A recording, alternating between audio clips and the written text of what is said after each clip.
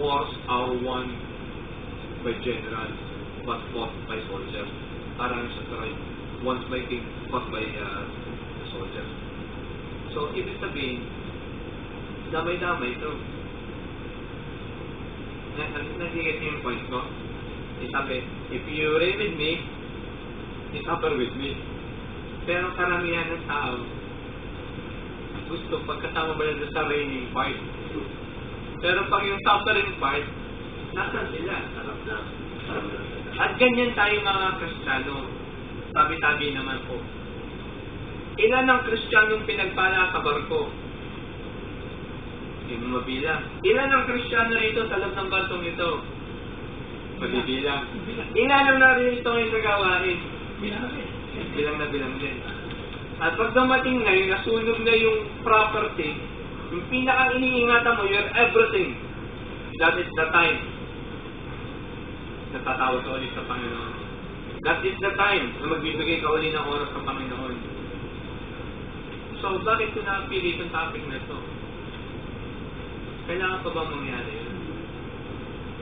Kailangan mo pa bang ma-realize na, sabog na pala ako. Ngayon, sa ating mga nakapakinig nito, hindi ko alam ang sitwasyon natin sa bawat asawa natin.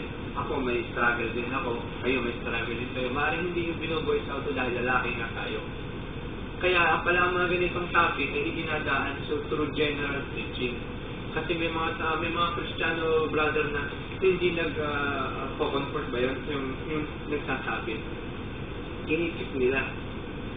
Kaya yung mga ganitong klase ng preaching is makakasabi mong very crucial. Kasi hindi bino-voice out ng lalaki ang nararamdaman niya, babae lamang. Ang babae mga asawa natin, pag natatakta niya, maaaring pumunta yan sa pastor, mag-confront sa pastor, magpa-counsel. Pero hindi ilan ang Kristiyanong lalaki na nagpapa-counsel regarding sa marriage.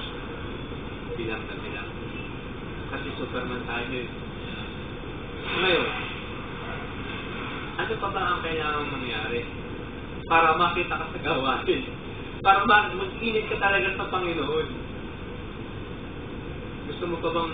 Tama nangyari ito kay David. Ultimo mga kasamahan niya, yung sabi nga, reign with me. Kasama niya, sikat eh.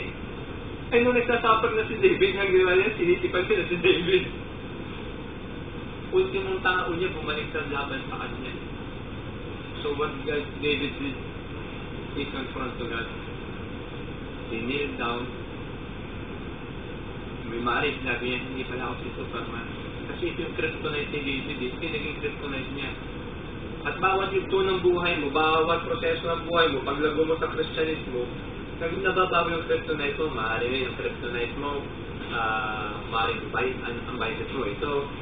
Ako, vices ko, ito. Maaari ang kryptonite mo, babae, maaari ang kryptonite mo, nanay mo, maaari ang kryptonite mo, tatay mo. So, ngayon, alam mo na yung kryptonite mo, anong gagawin mo? Dilag mo sa Panginoon, brother. Kasi kahit si brother Castro, kahit ipag-play kayo dito met maghapon, walang mag-work out kung mismo ikaw ay walang gagawin mo. Pinipipray ka ng kapatid mo, pero